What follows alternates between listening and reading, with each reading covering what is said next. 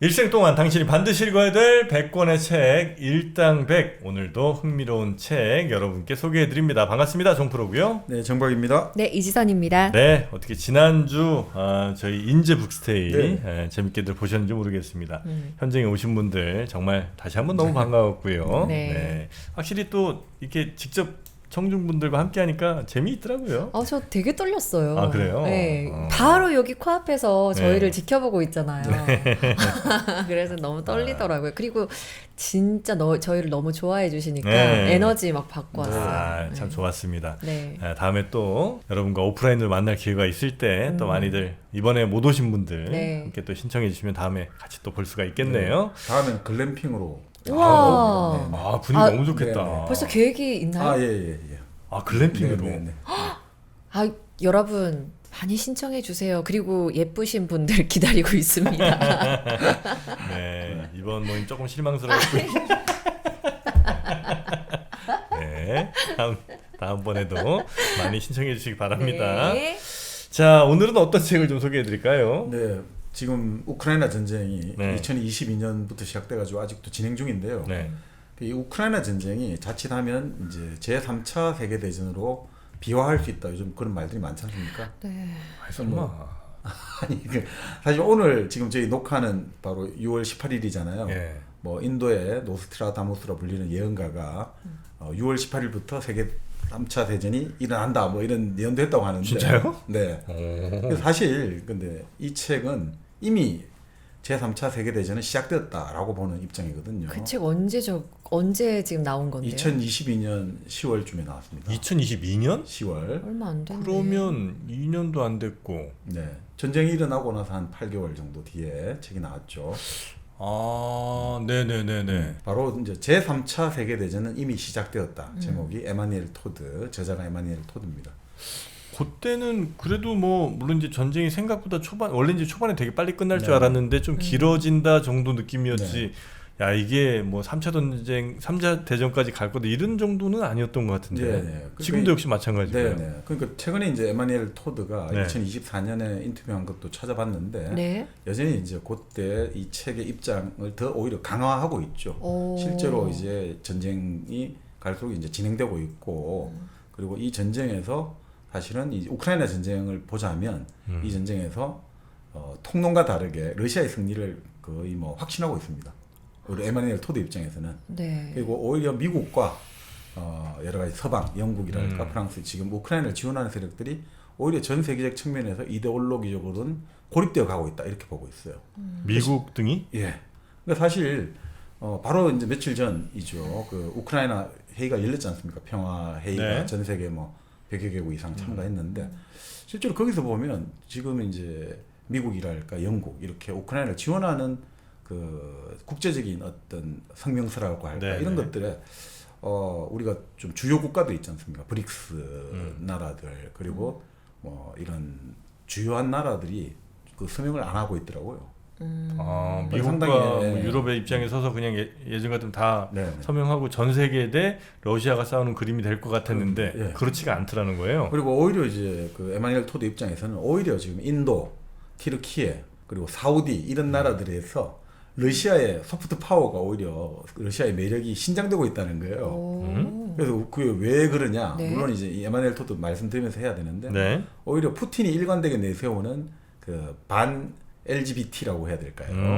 그런 것들이 도덕적 매력을 던지고 있다는 거예요. 그래서 인도라든지 티르키예라든지 사우디라든지 이런 나라들에서 그러니까 사실은 어떻게 보면 가부장적인 어떤 확대 가족 관습이랄까 네. 제도가 강한 나라들 그 사실 대부분의 나라들이죠. 이슬람권이랄까 이런 나라들에서는 러시아에 대한 매력이 상승하고 있다.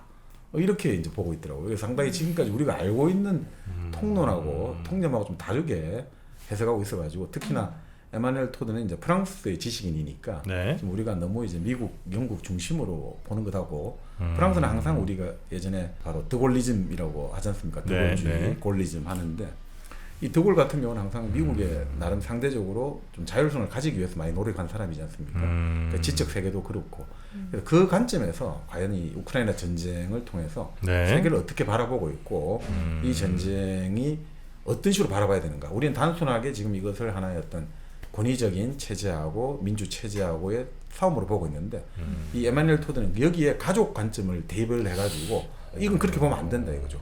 핵가족과 가족 공동체 사이의 어떤 싸움으로 오히려 이렇게 볼 때 더 이 우크라이나 전쟁과 이 여러 가지 지금 중국, 러시아와 미국의 대립을 좀 더 잘 이해할 수 있다.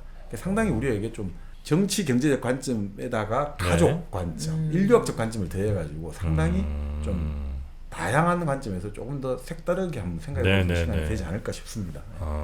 근데 실제로 지금 이제 유럽 같은 데도 보면 얼마 전에 유럽 의회 선거가 있었거든요. 네. 거기에서 우리가 흔히 부르는 뭐 극우 세력 네. 그쪽의 약진이 어마어마했어요. 전체 유석의 한 4분의 1 정도를 차지할 맞습니다. 정도로.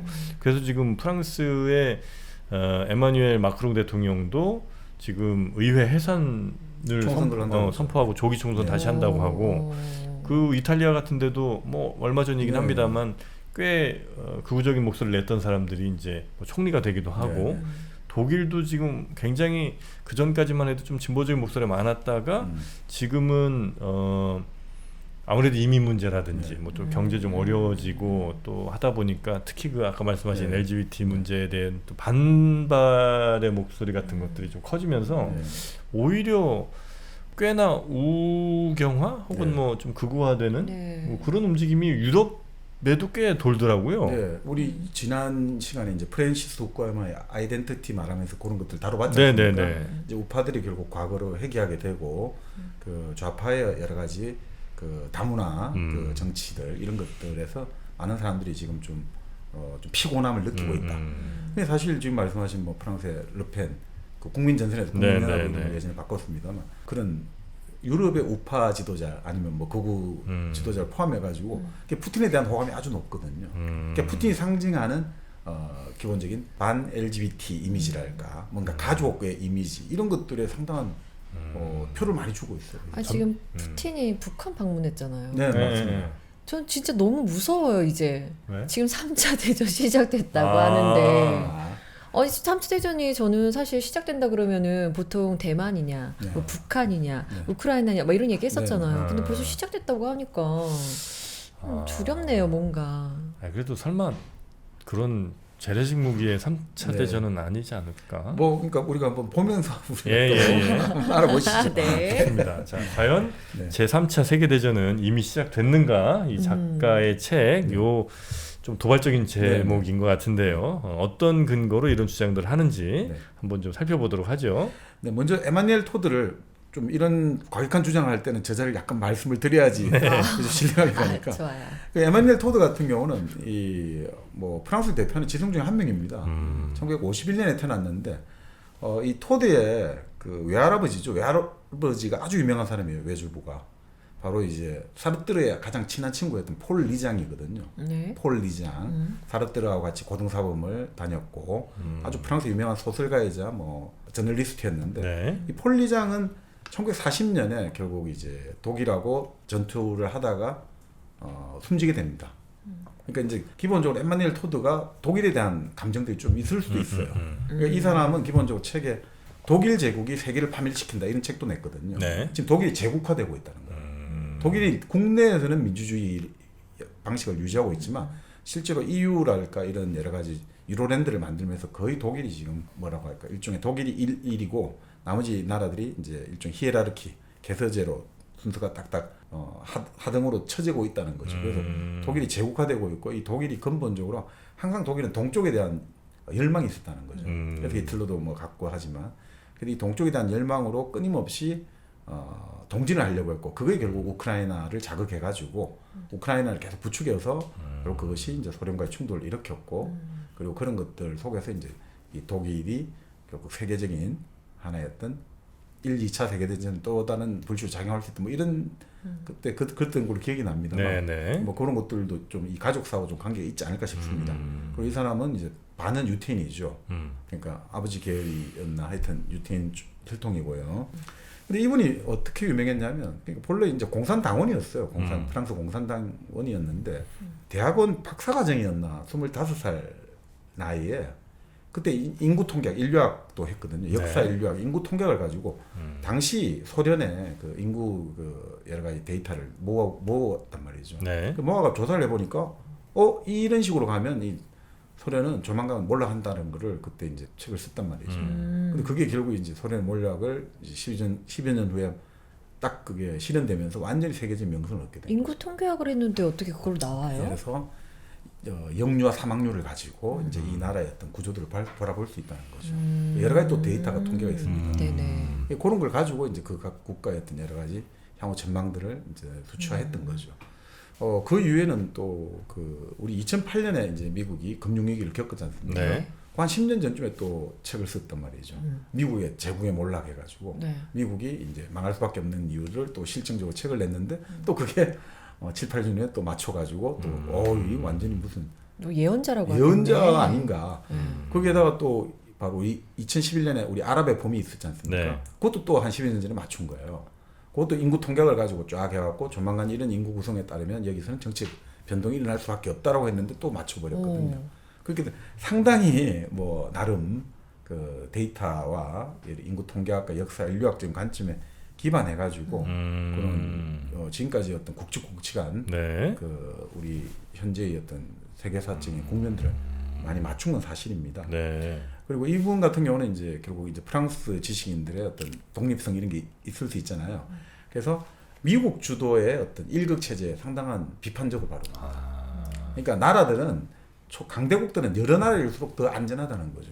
한 나라가 딱 초강대국을 해버리면 세계는 더 불안정해진다고 보는 거죠. 그런 주의고 또 이제 아까 말씀드렸듯이 독일이 제국화되는 것을 아주 경계하고 있는 거죠. 네네. 뭐 전통적으로 프랑스와 독일의 어떤 역사적인 불화감 이런 것도 있겠습니다만 네. 뭐 그런 의미에서 이제 그렇게 보면 우리가 자연스럽게 드골을 생각할 수밖에 없는 거죠. 이 사람 드골식의 프랑스의 어떤 자율성이랄까. 근데 또 거기에 대해서 또 좀 달라요. 그 2015년인가 16년에 우리 샤를리 에브도 사건이 났지 않습니까? 네네네. 그래서 이제 표현의 자유를 하는 좌파 잡지였거든요. 근데 거기 어떻든 이슬람 쪽 공격을 받아가지고 무함마드를 좀 네. 풍자하는 네. 만화 같은 걸 이제 그렸다가 네, 네. 난리가 났었죠 예. 그때. 그런데 그때 모든 이제 프랑스 뭐 언론과 시민들이 우리가 샤를리다, 내가 샤를리다 네. 이런 식으로 해서 같이 연대감 표현하고 막 이런 표현의 자유를 옹호하고 했는데 이분 같은 경우는 엄청나게 비판적이었거든요. 나중에 이제 그 책도 관련된 책을 썼습니다만 그래서 그 샤를리는 누구인가인가, 샤를리 에브도는 누구인가, 샤를리는 누구인가 해가지고 그 네. 책에 보면 그 오히려 이 지금 프랑스가 엄청나게 지금 병들어 있다. 지금 프랑스 사회가 그 MA 뭐 영어식으로 하면 MAZ라고 하는데 M은 미들 클래스 중산층, A는 에이지드 고령자층, 그리고 Z는 좀비 가톨릭 해가지고 가톨릭 좀비 해가지고 네. 이 세 집단들이 지금 프랑스를 어마어마하게 그거 하고 있고 이 사람들이 지금 이 프랑스의 어떤 지적인 뭐 여러 가지 보수를 주도하고 있고 이런 식으로 해서 또 오히려 막 우리가 생각할 때는 그럼 되게 프랑스가 위대하고 이런 거하고 또 좀 달라요.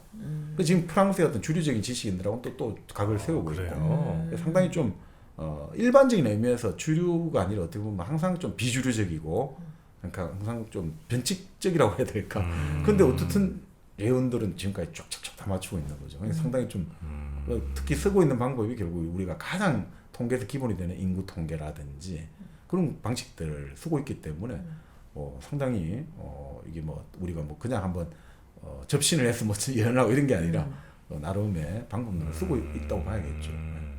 아니 근데 그 물론 뭐 이분의 철학이 좀 있겠습니다만 그럼 이제 샤를리 에브도 그때는 그러면 그 표현의 자유가 절대적인 거는 아니라고 이분은 생각하시는 거예요? 아니면 그거보다는 네. 이제 이런 거였죠. 프랑스가 라이시대라는 정책이 있거든요. 라이시대. 네. 라이시대? 정교 분리예요. 그러니까 프랑스가 우리가 보면 뭐 프랑스 혁명 이전에 어마어마한 이제 우리 그 3부에 들어오셨잖아요. 1계급이 종교계급이고 네. 2계급이 귀족이고 3계급이 평민이잖아요. 그래서 사실 뭐 프랑스 혁명이 일어나니까 그 가톨릭 교회 재산 다 몰수해버렸잖아요. 그리고 막 망명하고 쫓겨난 사제들 성직자들이 많았죠. 네. 그러니까 그런 정도로 이제 프랑스 사회가 상당히 이제 보수적인 측면이 있었고, 자 그렇기 때문에 이제 혁명을 통해서 들어서는 이제 프랑스의 공화정 정부 그 그 이후에 쭉 연속에서는 그만큼 교회에서 이제 이걸 뺏어와야 된다 이거죠. 그래서 교회가 가지고 있던 어떤 교육 기능도 국가가 뺏어왔고 그러면서 교회가 어떻든 간에 세속의 정치에 관여하면 안 된다. 그게 거의 이제 하나의 원리로 굳어진 거예요. 라이시 때. 네. 그러니까 절대 정치와 종교를 분리해가지고 예전처럼 가톨릭 교회가 막 그러죠. 국가를 자주지하고 안 된다라고 했거든요. 근데 이게 기본적으로 지금 너무 하나의 어떤 독트린이 돼버렸다 이거죠. 이것도 완전 교조가 돼버려가지고 뭐가 문제냐. 예를 들어 프랑스는 다문화 사회잖아요. 예전에 프랑스가 알제리 여러 가 식민지 지배를 해가지고 그 출신들이 그 지금 프랑스 인구의 거의 한 10% 차지하고 있지 않습니까? 500만 정도를 차지하고 있는데 그쪽에 오고 또 여러 가지 이슬람 이민들이 오는데 우리의 라이시대를 받아들여야 된다 이거죠. 그래서 프랑스에서 뭡니까? 학교에서는 히잡이는 하면 안 되고 그 바닷가에서 가서도 종교적 색채를 드러내는 복장을 하면 안 된다라는 식으로 이제 계속 하고 있잖아요. 근데 그런 것들이 이제 표현의 자유라든지 여러 가지 이런 자유라는 이름이 했는데 그것 자체가 또 다른 의미에서 하나의 어떤 그 지금 말씀인 교조고 그 자체가 하나의 어떤 자기 기준을 강요하는 거에 불과하다라는 그런 입장에서 바로 이제 샤를 에브도에 나오는 것들이 결국 표현의 자유라는 이름 속에서 또 다른 어떤 문화권을 그냥 막 말고 난도질하는 거 아니냐. 그것도 하나의 폭력 아니냐. 이런 입장인데 이걸 그때 말하면 난리가 나니까 그때 네. 말을 하기가 참 힘들어지는 거죠. 하여튼 일반적인 프랑스 지식인들과도 조금 이제 다른 모습. 결이 좀 다른 것 같습니다. 자, 그럼 이 에마뉴엘 토드 이 사람의 책 저자수는 요 정도면 네, 될까요? 네. 제3차 세계대전은 이미 시작되었다. 사실 의자업계도 3차 세계대전이 시작이 됐어요. 진짜요? 네, 예전에는 뭐 포시스와 그다음에 이제 그 의자 그 사무용 의자 뭐 이렇게 엄청나게 치열하게 좀 많이 싸우지 않았습니까? 네. 그런데 이제는 새롭게 떠오른 강자죠. 팟지홈 지금 리클라이너 의자가 네. 강력하게 지금 다른 경쟁자들을 압도하고 있습니다. 팟지홈이 핵 가지고 있구만. 그렇게 봐야겠죠? 핵 편한 의자. 핵 편하고. 네, 팟지홈. 색깔도 핵 예쁘고. 핵 예쁘고. 네, 집에 하나 딱 갖다 두시면 정말 집의 분위기 자체가 부티날 수가 없더라. 부티 날 수밖에 없죠. 네. 네, 그래서 팟지홈 리클라이너 의자, 특히 이제 데이지 이런 제품들 같은 경우 여러분께 50% 할인된 가격에 와, 네. 지금 모시고 있으니까 좀 아래 더보기 링크라든지 이런 데 한번 찾아가 보시면 아주 고급스러운 리클라이너 의자를 굉장히 저렴한 가격에 또 만나실 수 있습니다. 요거 딱 의자 제끼고 책 한번 읽어보시면 이제 다른 데서 책 읽기가 쉽지가 않으니까 팟지홈 리클라이너 의자와 함께 편안한 생활 하시기 바라겠습니다. 네.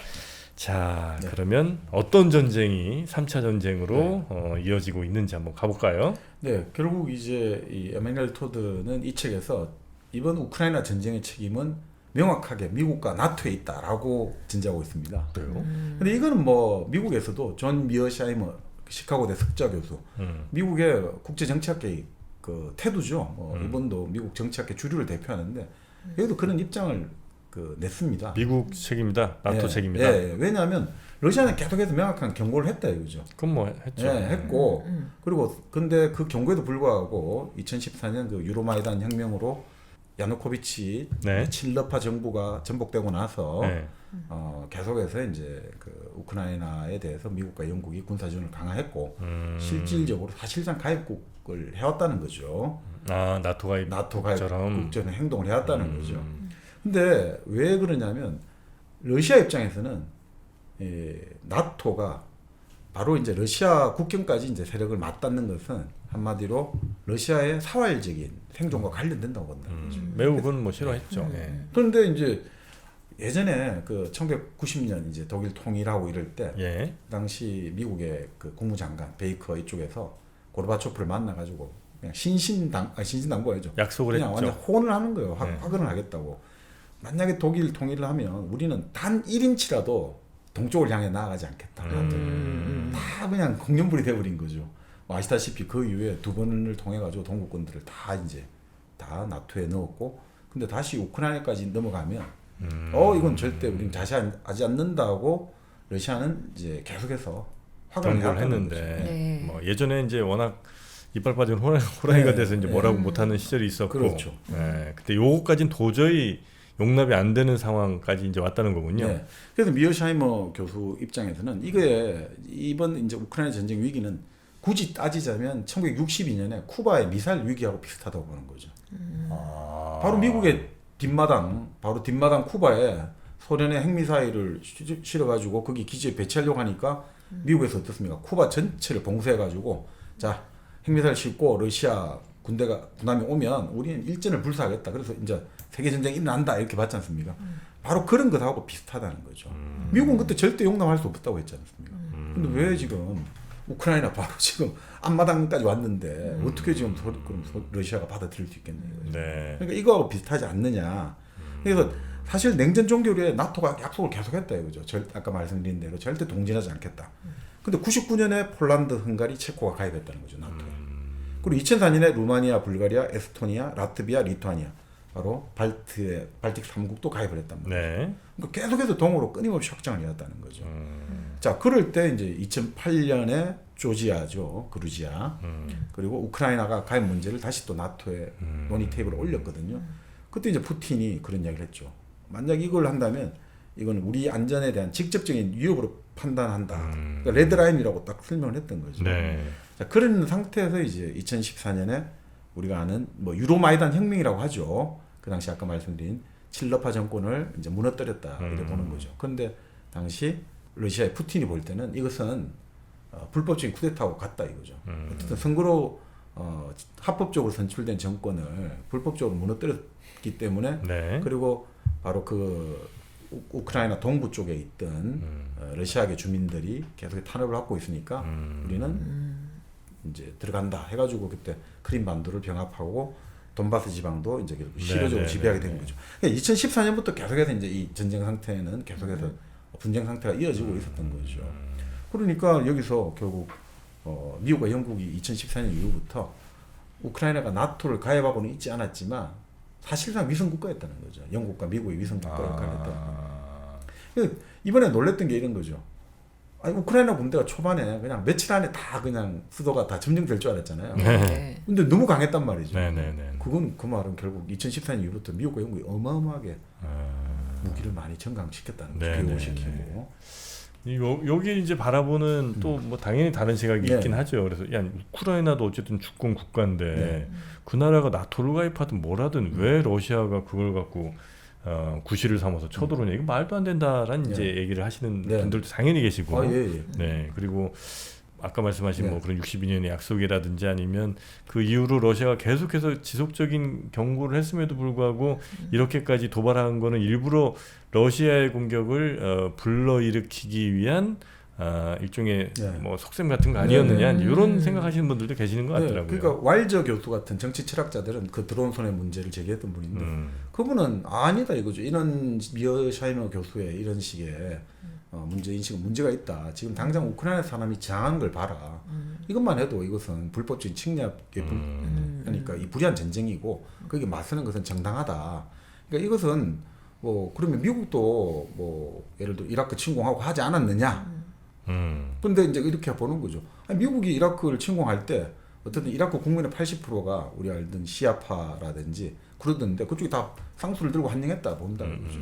그러니까 그걸로 단순하게 비교하면 안 되는 거고. 네. 그러니까 만약에 굳이 여기서 만약에 러시아가 승리한다면 이것은 1936년에 당시 인민전선 정부에 대항해가지고 프랑코 장군이 반란을 일으켜가지고 39년에 결국 그 스페인 인민전선 정부를 전복시켜 버렸잖아요. 그거하고 똑같은 거가 될 거다. 네, 지금 네, 국제적으로 사람들이 모여가지고 국제 여단을 만들어가지고 이렇게 러시아에 대항해서 전투를 하고 있는데 이게 네. 만약 러시아의 승리로 개결된다면 그때 결국 합법 정부가 그 불법적인 쿠데타에 의해서 전복된 거하고 뭐가 다르냐라고 이제 보는 견해도 있습니다. 근데 네. 이제 그거에 대해서 이제 하나하나 이제 이렇게 논박을 하고 있죠. 자, 결국 이제 자 이러다 보니까 푸틴 입장에서는 우크라이나 군대가 갈수록 강해지고 있잖아요. 네. 그러면 이 더 늦어지기 전에 우크라이나 군대를 파괴하는 게 우리의 국가 생존에 필요하다고 봤다는 거죠. 그리고 실제로 우크라이나 군대를 왜 계속해서 미국과 영국이 무장을 강화시켰겠습니까? 2014년에 결국 지금 러시아가 실효 지배하고 있는 크림 반도하고 돈바스 지방 이걸 무력으로 다시 탈환하려고 목표로 하니까 네. 이거를 그냥 그러면 우리가 가만히 넋 놓고 보고 있다가는 우리가 당할 수가 있다. 그러니까 우리는 다시는 스탈린의 실수를 반복해서 안 된다고 강조했던 거예요. 스탈린이 본래 히틀러하고 그 독소 불가침 협정을 맺어가지고 아예 막 그럼 적당히 해가 너희들이 폴란드 좀 침공할 때 우리도 반 좀 떼먹자 뭐 이런 식으로 했잖아요. 그러다가 결국은 그 히틀러가 그 바르바로사 작전으로 소련을 전면적으로 침공했지 않습니까? 바로 그런 우리를 범하면 안 된다고 본 거죠. 우리를 이제 더 완전 우리에게 정말 정면으로 승부를 걸어오기 전에 미리 꺾어야 된다라고 이제 보는 것은 뭐 국가 지도자 입장에서는 그렇게 볼 수 있지 않을까 이제 이렇게 봅니다. 자, 그러니 사실 이런 상황에서 결국 이제 우크라이나가 지금 군사적 뭐 저항을 하고 있고 강력하게 나서고 있는데 문제는 이제 미어샤이머 교수는 이렇게 지적하는 거죠. 그러면 우크라이나가 더 강력하게 잘 싸울수록 러시아군은 더 공격적으로 나올 거다. 그래서 이제 어느 정도 처음에 전황이 안 좋으니까 핵까지 쓰겠다 이런 말이 나왔잖아요. 그러니까 그런 것들을 봐라 이거죠. 그러면 이것이 결국은 이렇게 가다 보면 나중에 이 서방 유럽 전체로 이렇게 전선이 확대되어 가지고 이게 잘못하면 우리가 정말 이제 관리 불가능한 어느 지점을 넘어설지 모른다. 이런 의미에서 이제 지금은 이게 미국도 사활적 문제가 돼버리고 있다는 거예요. 지금 처음에는 미국 입장에서는 그렇게 봤다는 거죠. 우크라이나 군대를 내세워 가지고 무기만 주고 우크라이나 군인이 싸움하게 그래서 러시아를 약화시키면 된다. 그러니까 오히려 뭐 좀 거리도 떨어져 있고 이렇게 봤는데 그래서 어떤 사람들은 그렇게 봤어요. 러시아가 미국이나 나토보다 더 결연한 태도로 전쟁에 임하고 있다. 이 국가 생존의 문제다. 하기 때문에 어떤 희생을 치르더라도 러시아가 승리할 것이다. 이렇게 미어샤이머 교수가 봤는데 미국도 이제 사활적 문제가 되어 간다는 거죠. 왜냐하면 이번에 만약에 러시아가 이겨버리면 지금까지 지금 미국이 주도하고 있는 이 국제 질서에 이제 결국 완전히 균열이 발생한단 말이죠. 미국 별거 아니네. 그죠? 2014년부터 그렇게 지금 러시아에 대해서 강력한 경제 제재를 하고 있고 또 우크라이나에 직접 군인을 파견하는 거 말고는 모든 병기를 다 보내주고 있는데 이 침공을 저지시키지 못하고 패배를 해버린다. 그럼 미국 주도의 국제 질서가 흔들리게 된다 이거죠. 지금 미국이 국제 질서를 유지하고 있는 것은 군사와 금융의 패권이지 않습니까? 네. 근데 이게 흔들려버리면 그리고 이게 흔들려버리면 지금 미국 국민들이 소비하고 있는 것들은 바로 지금 그 금융의 패권, 군사의 패권 때문에 전 이제 세계에서 우리가 단물을 다 빨아먹고 있는데 이게 다 흔들려버리잖아요. 그러니까 미국에도 지금 사활적인 문제가 되어간다. 근데 우크라이나 문제는 글로벌화 되어가기 때문에 이미 3차 대전에 돌입했다는 거예요. 이미 미국과 러시아 양쪽에 다 지금 사활적인 문제가 되어간다는 거죠. 그런 의미에서는 이제 3차 대전에 돌입했다고 보는 거고 처음에는 이것은 분명히 국경 이제 수정의 문제 아니었냐 이거죠. 로컬한 문제였다는 거죠. 자, 국경선을 그러면 어느 정도 인정해 줄 거냐.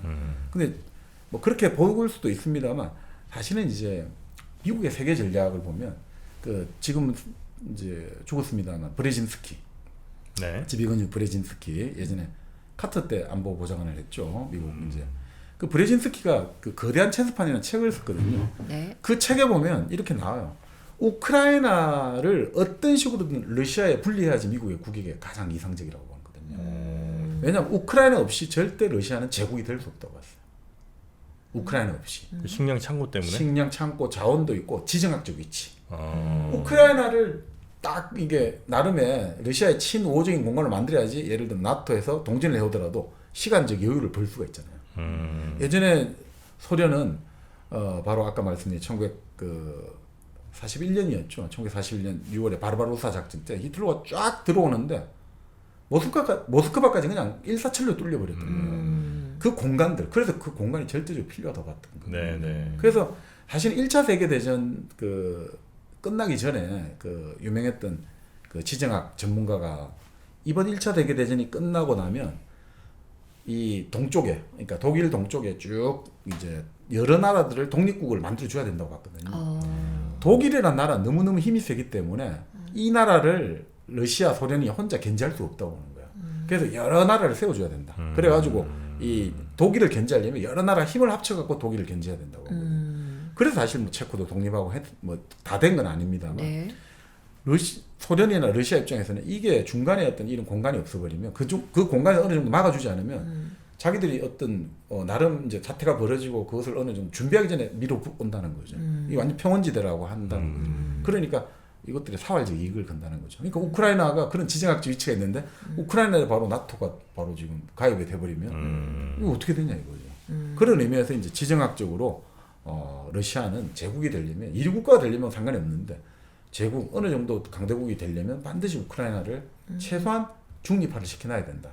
그런데 미국 입장에서는 우크라이나 우리 편 만들면 그게 이제 러시아를 가장 약화시키는 그 최고의 이제 지름길을 본 거죠. 네. 그러니까 이제 이런 미국의 정책들이 우크라이나 문제를 글로벌하게 만들고 있다는 거죠. 이런 의미에서 이제 미국 책임론을 이야기를 하고 있는 거죠. 네. 그리고 사실상 지금 우크라이나 문제가 초기에 여러 가지 정권을 많이 냈던 이유 중에 하나가 그 미국의 군사 위성 지원이라든지 이런 것들이 결정적이거든요. 그러니까 사실은 지금 미국은 자기 나라 군인만 파견 안 했다 뿐이지 그렇잖아요. 자기 나라 군인 파견하면 죽고 다치니까. 네. 그러니까 사실은 우크라이나 군인을 활용한 대리전을 하고 있는 거 아니냐. 그러니까 이제 그런 입장이라 보는 거죠. 현재로서는.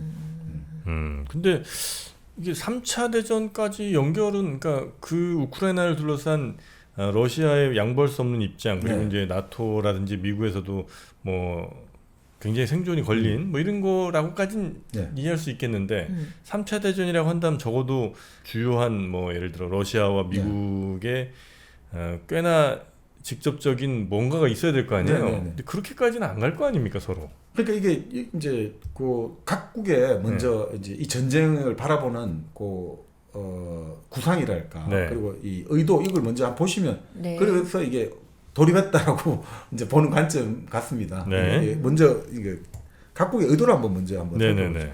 그러니까 러시아 같은 경우는 소련이 해체되는 과정에서 그 우크라이나를 이런 식으로 독립시키고 뭐 이런 것들을 20세기 최대의 지정학적 대참사로 봐요. 참사로 봐요. 참사로 봐요. 왜냐면 그때 다 그냥 이거 너무 다 해줘 버렸다는 거죠. 무슨 말이냐면 그 당시 소련이 해체되는 과정에서 일종의 무정부 상태가 돼버린 거잖아요. 네. 그러니까 소련 시대 인위적으로 이제 소비에트 연합 아닙니까? 인위적으로 만드는 국경선을 그냥 그대로 인정을 해버렸단 말이죠. 사실 지금 원래는 없었던 나라인데 네. 소련이 그냥 맞습니다. 대충 뭐 소련 저 공산당에서 좀 힘께나 쓰던 사람이 가서 나라 만든 데도 좀 있고. 네네. 그래서 이제 어찌 보면 당시 소련 입장에서는 야 그래도 어쨌든 우리 다 같은 형제 국가들이니까 너네 저 동생 국가들이 좀 우리 주변에 이렇게 쭉 네. 퍼져 있는 게 아주 나쁘지는 않았던 네. 당시로는 네. 상황이었던 것 같아요. 네. 어차피 우리가 다 책임도 못 지겠고 네. 니네 알아서 좀 먹고 살아. 대신 이제 우리는 뭐 같은 편이고 같은 나라니까 요렇게 생각하고 있다가 점점 이 나라들이 다 시간이 흐르니까 정권 바뀌고 뭐 이러면서 친미화돼 버리니까. 그런 경우들이 좀 많이 생겼죠. 그러니까 사실 크림반도 같은 경우도 본래는 그냥 러시아 거거든요. 네. 근데 바로 지금 소련 시절에 우크라이나에서 정치적 성장도 하고 자랐던 사람이 후르쇼프예요. 후르시초프라고 해요.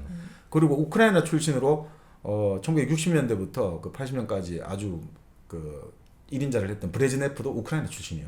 그래서 후르쇼프가 우크라이나 공화국에 대한 선물로 그 소련 이제 같이 연방에 들어 있으니까 크림반도를 그냥 이 땅으로 준 거예요. 그러니까 사실 본래는 다 우리 건데 네네. 이런 것도 있거든요 분명히. 그러니까 그런 지금 말씀대로 이제 권력자들이 아예 그냥 뭐 어차피 우리 건데 뭐 그냥 여기 그러면 해줘 이렇게 된 것도 있거든요. 그러니까 푸틴 입장에서는 이게 결국 내가 정권을 잡아가지고 이제 이 소련을 러시아를 재건하는 과정에서 이 어마어마한 대참사가 일어났구나. 그죠? 그러니까 소련이 여러 가지 이전에 이게 끝까지 갈 줄 알았겠죠. 그러니까 대충 해줬는데 지금 딱 러시아로 되고 나고 이렇게 하니까 이게 지금 구멍이 숭숭숭 뚫려 있다는 거죠. 자, 그 와중에서 또 이제 냉전이 해체되고 나서 소련은 미국과의 어떤 공존을 꿈꿨는데 네. 그 경제 뭐 여러 가지 소련 내부의 러시아 내부의 문제가 있겠습니다만 경제 타절단 기획단 고문들이 와가지고 한 정책마다 다 이제 완전히 망가뜨린 정책들이 돼버린 거죠. 러시아가. 그렇죠. 완전히 그렇게 되니까 네. 이제 결국 미국의 의도는 우리를 이류 국가로 만들려는 거구나. 미국에 아예 대항할 수 없는 종속적인 만들려고 하나. 그러니까 우리 러시아는 어떻게 해야 되느냐? 최소한 우리는 미국에 대항할 수 있는 정도는 지위를 가져야겠다. 이렇게 가는 거고. 그래서 미국에 대항할 수 있는 지위를 가지기 위해서는 더 이상 이제 우크라이나를 이렇게 방치하면 안 된다. 우크라이나 무장화될수록 우리가 미국하고 대리전을 해야 되니까 이 지금 더 강해지기 전에 지금 치는 게 우리는 이제 우리의 사활적 이익을 지키는 길이다. 그러니까 이런 관점에서 보면 그렇게 보는 거예요. 약한 러시아가 지금 강한 미국을 공격했다고 볼 수 있는 거예요. 이게 미국이란 말이죠, 지금 사실. 약한 러시아가 강한 미국을 상대로 지금 공격을 했다. 그런 관점에서 이제 3차 대전으로 볼 수도 있지 않을까 싶다는 거죠. 네. 근데 지금 뭐 실제 전쟁에 벌어지는 사태를 보면 또 재밌는 게 우크라이나 사람들은 애초에 미국이나 영국이 지켜줄 거로 생각했다는 거예요. 미국이나 영국이. 아 우크라이나 사람들이 근데 이 군사 고문단들이 전쟁이 나니까 제일 먼저 폴란드로 도피를 해버렸다는 거죠. 그러니까 우리 단독으로 러시아에 맞서 싸워야 되잖아. 무기는 준다지만. 그러니까 이런 것들에서 장기적으로 그렇게 가면 우크라이나인들도 반미 감정이 고조될 가능성이 높다고 봐요. 지금 사실 많은 사람들이 죽거나 다치고 그리고 계속해서 이제 이런 것들이 나오다 보면 결국 처음에는 고맙습니다만 이게 나중에 어떻게 될지 모르겠죠. 그러면서 이제 결국 여러 가지 지금 이런 가장 큰 피해를 이제 우크라이나가 거치고 있는데 그 러시아 같은 경우도 지금 이렇게는 보고 있어요. 유럽이 이렇게 강하게 대응하리라고는 예상을 못했다는 거예요. 유럽이 영국, 프랑스, 독일 중심으로 이렇게 똘똘 뭉쳐가지고 강하게 나올 줄 몰랐다는 거예요. 그냥 뭐 적당히 도와주는 척하다 그냥 약간 외면할 거라고 생각을 했었구나. 왜냐하면 유럽 경제는 근본적으로 취약하지 않냐 이거죠. 우리 네. 에너지에 의존하니까. 아 그렇죠, 그렇죠. 그러니까 너희들은 뭘 하겠어? 우리가 2022년에 그때 사상 최악의 겨울이 온다고 유럽에서 그랬지 않습니까? 맞아요. 그때 뭐 나무를 다시 때네, 뭐 난리가 났었죠 그때. 그때 그렇죠. 가스비 엄청 올랐잖아요. 네. 아 맞아요. 그래서 뭐 독일이니 뭐 프랑스인데 천연가스 혹은 뭐 전기요금이 막 거의 뭐 몇 배씩 뛰고 그렇죠. 이런 일들이 있었죠. 네. 그다음에 러시아는 핵 강대국 아닙니까? 뭐 지금 뭐 갖고 있는 핵미사일 한 발로 뭐 프랑스 하나가 다 날아갈 수 있는 정도의 그 무시무시한 핵 전략을 갖고 있으니까, 에이 뭐 감히. 걔는 못한다고 봤는데 이렇게 이제 돼버렸던 거죠.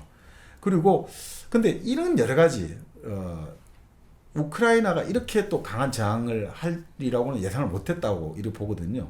나중에 조금 더 말씀드리겠습니다만, 근데 이 문제에서 지금까지 우리가 뭐 정치 경제 이야기를 많이 했습니다만 지정학 이야기하고 에마누엘 토드의 가장 장점이 이런 것 같아요. 이 문제의 근원은 가족 제도의 차이라는 거예요. 가족이란 가족이 왜 뜬금없이 나오지? 그러니까 마치 이건 지금 뜬금없이 1kg 커피 광고하는 거 비슷한 그렇지. 거 아니에요? 1kg 커피 해야죠. 1kg 커피 내야죠. 네. 네, 1kg 커피. 아, 우리 이상호 대표님 지난 또 인제 스테이에 오시지 않았습니까? 네. 그래서 많은 분들과 함께 1kg 커피를 얼마나 또 사랑하는지 그 사랑하는 마음을 또 온전히 느끼셨다고. 선물로 좀 주셨죠. 네. 선물도 많이 선물 주셨죠. 많이. 네, 그래서 여러분도 1kg 커피 많이 좀 애용을 해주셔야 앞으로도 이런 1kg 커피 광고 또 우리 이런 행사에서 또 대표님이 많이 좀 와주실 테니까 네.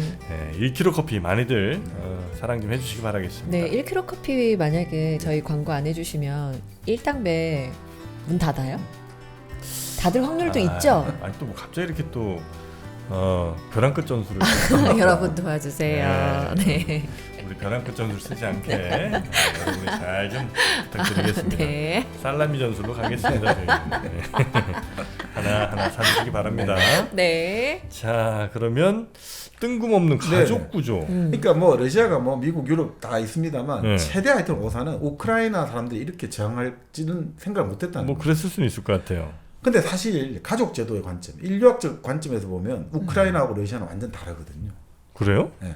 아니 우리가 보면 그렇잖아요. 아니 다 같은 슬라브 사람 아니냐. 네. 러시아 지금 러시아 사람들은 그냥 러시아하고 벨라루스는 백러시아. 그다음이고 이 지금 우크라이나 이쪽은 이제 소러시아라고 불렀다는 거예요. 네. 그렇게 바라보거든요, 보통은. 네. 같은 다 우리 같은 슬라브 아니냐 했는데 아니라는 거예요. 러시아는 있잖아요. 가족 공동체 사회, 아주 가부장적인 사회거든요. 러시아가. 네, 그러니까 여기서는 그러니까 제가 저도 그 인류학책을 찾아봤습니다만 보통은 이제 우리가 핵가족이 있고 확대 가족이라는 개념을 쓰긴 합니다만 여기서 이제 가족 공동체라는 개념을 쓰고 있어요. 그러니까 여기서는 이 책에서는 핵가족, 직계가족, 가족 공동체 요 순서대로 올라갈수록 이제 가족 구성원들이 좀 더 수직적이고 범위가 넓어지는 거죠. 네. 핵가족은 이제 엄마 네. 아빠의 그냥 애들 한둘 뭐 핵가족은 배우 부부와 미혼 자녀. 그렇죠. 그리고 이제 직계가족이라고 하면 뭐 할아버지 그렇죠. 이 정도 손자까지 네, 같이 그렇게 있는. 정도 생각하시면 됩니다. 그다음에 이제 확대 확대 가족이라고 가족은? 하면 그러니까 확대 가족이 네. 그게 핵가족이고 사실 확대 가족이에요. 인류학에서 크게 보면 네. 핵가족 말고는 이제 확대 가족이거든요. 핵가족과 확대 가족. 예, 여기서는 이제 핵가족, 직계가족, 가족 공동체 이 책에서는 그러니까 직계가족이 이제 확대 가족입니다. 네. 보통은 이제 3대가 산다 생각하시면 돼요. 핵가족 2개가 수직적으로 겹쳤다 생각하시면 돼요. 러시아는 좀 그쪽 성에 강하군요. 러시아는 가족 공동체 구조라는 거예요. 그러니까 보통 여기서 보면 가족 공동체라고 한다면 사실은 이제 그러면 기혼의 그 형제들까지 다 데리고 사는 거죠. 기혼의 자녀들을 다 데리고 사는 거예요. 마을에 다 옹기종기 모여있다 그렇죠, 이거죠. 생각하시면 될것 같아요. 그만큼 이제 이런 강한 어떤 결속력, 유대 관계 이런 거거든요. 네. 근데 우크라이나는 핵가족 사회라는 거예요. 이게 다르다는 거죠. 그러니까 아까 말씀드렸는데 우크라이나는 어떻습니까? 핵가족 사회거든요. 개인주의 사회예요. 어떤 건 서방하고 좀 비슷한 거죠. 그 가족 사회 구성이 이전부터 기본이 핵가족이었다는 거죠. 근데 러시아 같은 경우는 아까 말씀드린 대로 부모와 키운 자식이 동거하는 그런 사회였다는 거죠. 네. 그러니까 이 가족 공동체 사회는 있잖아요. 평등 개념을 중시해요. 평등. 다 같은 형제들이잖아요. 아. 근데 절대적 핵가족 있죠. 미국, 영국 같은 데는 그런 거 없거든요. 평등 중요하잖아요. 내 형제 잘 살면 어서 관심 없어요. 그리고 그 절대적 핵가족 사회는 우리가 말하는 유류분 이런 것도 없어요. 그냥 내 마음대로 나는 유언장대로 집행하면 되는 거예요. 아, 내 아들이니까 유류분 이런 거 없어요. 내가 주고 싶은 사람 네. 주는 거지 뭐 네. 상관이야. 그러니까 그런 거예요. 그러니까 여기서는 평등 개념이 자리 잡질 않아요. 네네. 그렇기 때문에 바로 미국, 영국 같은 사회가 지금 양극화가 심해질 수밖에 없는 거예요. 관심 없거든요. 형제 간에 잘 사는 못 사는 것도 근본적으로 가족 구조에 문제가 있다는 거예요. 네. 근데 여기는 가족 공동체 사회는 평등 개념이 중요하죠. 다 우리는 같은 가족이니까 잘났든 못났든 우리는 같이 얘를 안고 가야 되는 거예요. 그러니까 어떻습니까? 평등 개념이 중요시 되려면 사실 다 똑같은 것 같은데 핵심이 아버지란 절대 권력이 있어야 돼요. 그래야지 다 평등해지거든요. 다 평등하다 이러면 다 그냥 배가 산으로 가겠죠. 아, 신 앞에 모두가 평등하듯. 그거 생각하십니다. 아버지 앞에 우리 모두가. 가부장 북권 아주 북권성의 정도가 아주 강한 거죠. 네네네. 자, 그러니까 이게 결국 뭐냐? 이런 가족 공동체 사회는 평등 개념을 중시하는 아주 권위주의 사회고 집단에 능하다는 거예요. 바로 그렇기 때문에 이 이제 에마뉴엘 토드의 개념입니다만 이런 가족 공동체 문화가 공산주의를 받아들이는 토대가 된다는 거예요, 사실은. 아, 그게 전 세계에서 가장 먼저 공산주의 혁명이 네. 왜 산업 선진 사회에서 안 일어나고 왜 그러니까 자기가 20대 때 우연히 발견하게 됐다는 거죠. 갑자기 가족 공동체 지도하고 공산주의 지도를 겹쳐봤는데 정확히 일치하더라는 거예요. 물론 아닌 나라도 몇 개 돼 있습니다. 근데 진짜 잘 이해는 안 된다. 이게 그래? 예. 왜? 가부장적인데 네. 가부장적인 이 사회가 공산주의를 딱 받아들인다는 요게 강이라는 아버지를 받아들이는 거죠. 친 받아들이듯이. 그러니까 마치 잘 생각해 보면 중국, 예.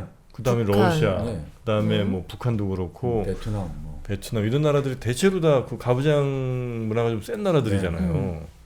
그렇죠. 그건 충분히 가능할 것 같은데. 근데 그 지도라는 거는 이제 이해가 되거든요. 지금 지도? 지도를 비교해봤을 때 공산주의 국가 가부장 이게 연결이 된다는 건 이해가 되는데 이 가부장적인 국가에서 공산주의를 받아들인다는 네, 게 네. 이 심리가 잘 이해가 안 된다는 그래요? 거죠. 그러니까 이제 기본적으로 공산주의는 뭐 세밀하게 들어가면 안 그렇기도 하지만 이제 기본적으로는 다 우리 모두 다 평등하다는 같이 살아야 거잖아요. 돼. 네. 그리고 이제 우리가 같이 이루어야 될 어떤 목표가 있고 네. 그게 이제 우리 공산당이라는 우리의 이상을 실현해줄 공산당이라는 우리보다 상위 개념의 뭔가가 있고 권위에 신뢰하는 거죠. 우리는 맹신하는 거기에 이제 절대 복종하면서 그렇죠. 복종할 수가 아버지에게 있구나. 뭐 충분히 나는 가능할 거라고 봅니다. 이해됐습니다. 그러니까 결국 네. 이렇게 보시면 되거든요. 이게 지금 그러니까 푸틴 대통령의 이 문화들 이게 권위주의적 지도자지 않습니까? 지난 3월 초 대선입니까? 87% 받았잖아요. 근데 그걸 사람들이 생각할 때는 아유 이상하다 생각하지만 사실은 받아들인단 말이죠. 인기 좋잖아요. 그리고 중국도 선거는 안 합니다만 중국 정부 공산당에 대해서 신뢰하는 사람이 많죠.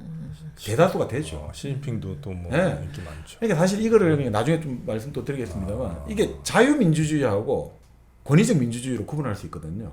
그러니까 권위적 민주주의라고 봐요. 이 러시아나 중국은. 그러니까 우리가 뭔지 모르지만 민주주의라고 할 때 일단 다수의 의지가 중요한 거잖아요. 다수가 어쨌든 밀고 있는 건 맞거든요. 그런데 이 왜 권위적이라 붙이냐면 여기는 소수를 존중하지 않아요. 다수만 중요한 거예요. 그런데 이제 자유민주주의에는 뭐가 필요하냐면 다수결 플러스 소수가 존중돼야 돼요. 그게 자유민주주의고 소수가 존중을 없으면 그게 권위적 민주주의예요. 네네. 그러니까 지금 예를 들어 우리나라 같은 경우가 자 대통령이 내가 표를 많이 받아가지고 한 표라도 많이 받아 됐으니까 난 다수의 의견을 받았으니까 내가 하는 게 다수의 의견이야라고 하는 것도 바로 권위적 민주주의가 되고 내가 우리 국회가 지금 우리가 200석 가까이 받았어. 그러니까 우리가 국민의 다수의 의견을 줬으니까 우리 법대로 할 거야 라는 것도 권위적 민주주의예요 사실은. 자유민주주의 전제는 소수 의견 존중인데 네. 대통령이나 뭐 거대 당이 우리가 선거에서 국민의 위임을 받았잖아라는 건 되게 위험한 발상. 자유민주주의하고는 상관없는 거예요. 권위적 민주주의. 네, 네. 이런 거하고 관계되는 거죠. 네. 자, 바로 그런 것들. 그러니까 뭐 사실 푸틴을 욕해봤자 아무 소용이 없는 거예요. 러시아 사람 받아들이고 있는데 네. 여기가 우리 기준으로 뭐 이거는 지금 현재로서는 그러니까 우리가 생각할 때는 푸틴이 전체 언론 다 통제하고 아무것도 못하게 하니까 저 러시아 사람들은 참 불쌍하게도 다른 정보는 접하지도 못하고 자기들도 그냥 다 덜덜 떨면서 그냥 이렇게 투표를 했겠지라고 생각하지만 실제로는 러시아 사람들은 정말로 푸틴이란 지도자, 강력한 지도자를 원했을 수도 있고 어쩌면 그 러시아에서 제일 인기 없는 지도자가 스탈린이 아니고 예를 들면 고르바초프라든지 그 뒤에 누굽니까? 하여튼 그 옐친이라든지 이런 사람들이 약간 카리스마 없이 그렇게 있는 거를 진짜 그래서 인기가 없는 것 같긴 합니다. 네. 물론 이제 에마니엘 토드의 논지에 우리가 좀 맞춰가고 있습니다만 너무 근데 뭐 나름 설득이 있다고 생각합니다. 자, 그런데 문제는 우크라이나 사회는 다른 사회란 말이죠. 거기는 핵가족 구조예요. 네. 핵가족은 개인주의가 핵가족에서 나오잖아요. 네. 자, 그런 사회란 말이죠. 그런데 푸틴이 러시아와 우크라이나가 본래 우리는 역사도 하나고 일체성 주장해도 아무 소용없는 거예요. 그러니까 가족 시스템이 다르기 때문에 안 되는 거예요. 그러니까 그래서 저항이 강력하게 나올 수밖에 없는 거죠. 우크라이나 입장에서는 그리고 우크라이나는 사실 소련이라는 그 체제에서 국가가 처음 된 거예요. 우크라이나는 지금 영토가 확정된 국가가 된 거는 1922년인가요? 소련이라는 체제가 성립하면서 만들어진 거예요. 왜냐하면 이제 예전에 한번 말씀드렸으면 우크라이나 서부 있죠. 네. 이쪽 지방은 예전에 폴란드 쪽 관할이었어요. 그러니까 여긴 종교도 달라요.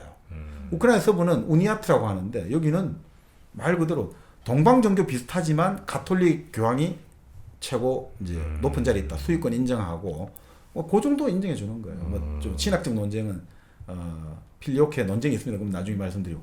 하여튼 그렇게 좀 달라요. 폴란드 쪽하고 친연성을 갖고 있어요. 네. 한 번도 러시아가 이 서부 지방을 지배한 적이 없어요. 그러니까 푸틴도 서부까지는 신경 안 써요, 사실은. 지금 동부 지역. 예. 그리고 푸틴이 어떻게 보면 그거 하는 거는 바로 이제 우리가 키이우라 부르는 키예프. 네. 중부가 실제로 우리가 불려 부르는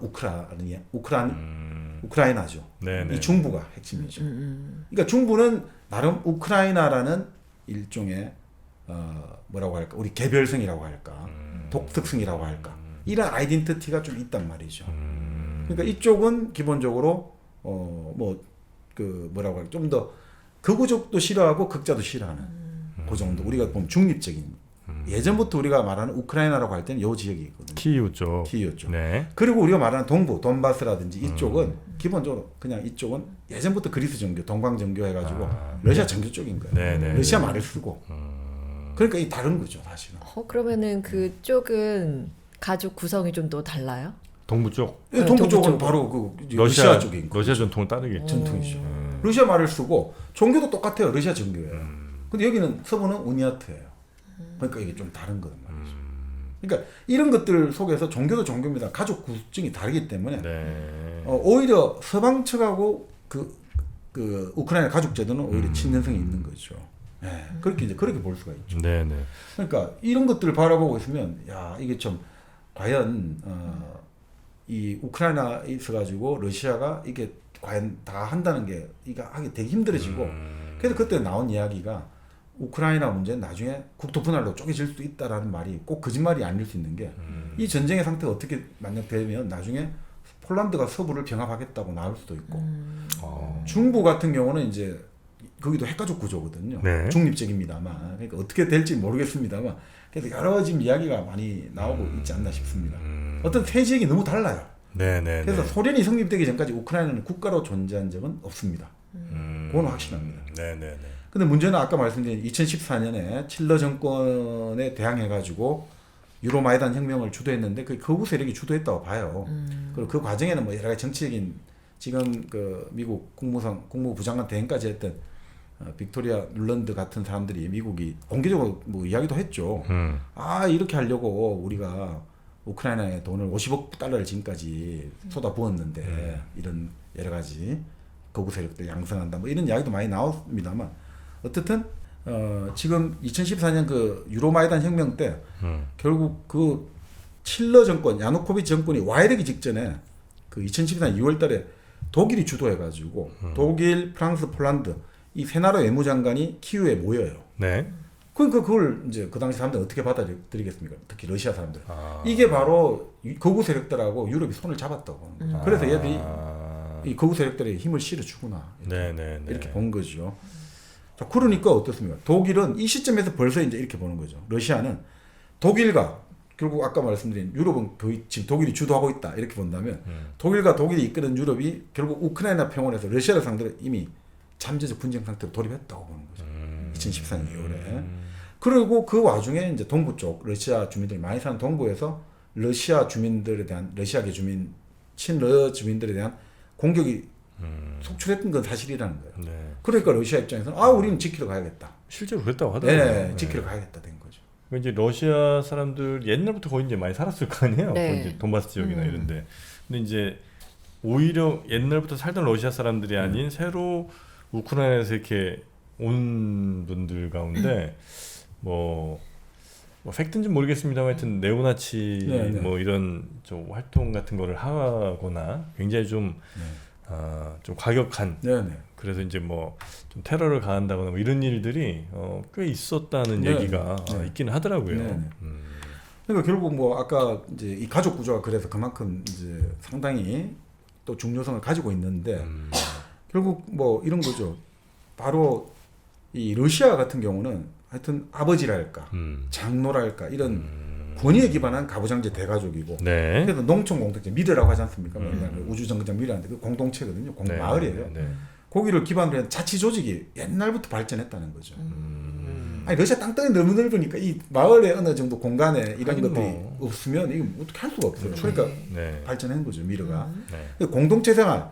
그래서 러시아 사람들이 일찍부터 뭐 이 공동체를 하기 위해서는 조합, 조직 같은 게 필요하잖아요. 근데 적응을 잘했다는 거죠. 그러니까 공산주의적 경향이 강했다는 거예요. 연대 이런 거 잘하고. 그리고 이 마을에도 친밀한 관계, 네. 아버지를 중심으로 다 가족과 가족 이런 것들이 있다 보니까 러시아인의 이런 특징들은 법률에는 경의를 표하잖아요. 법률은 별로 질서를 준수한다는 의식이 없는데 권위에는 경의를 표한다는 거죠. 힘, 질서, 권위 이런 것들. 종교의 어떤 지도자라든지 뭔가 강력한 카리스마. 네. 그 러시아 문화 중에 되게 독특한 거 있더라고요. 뭐요? 그러니까 문화라고 하기보다는 남자끼리의 그 의리 같은 게 굉장히 강요되고 가부장 강조되고 문화가 막 둘이 차를 타고 가다가 부딪혔어. 사고가 났어. 차에서 딱 내려 남자 둘이 덩치 딱 커. 막 이렇게 악수 딱 해. 와 하고 그냥 가. 그런 거 많더라고. 그리고 그 문화도 있잖아요. 그 외교 공식 외교관에서도 그 아니 남자들끼리 그 열렬한 그 입맞춤 보세요 그때. 남자 지도자들끼리 네. 그래요? 예, 입맞춤 아주 러시아 사람들 곰하고도 막 싸우잖아. 막. 그렇지. 푸틴도 막 곰 타고 다니고 보통 먹고. 네. 자 그러다 보니까 네. 모든 권리가 위에서 내려오는 것에 익숙하다는 거죠. 위에서 하사해 주는 것들.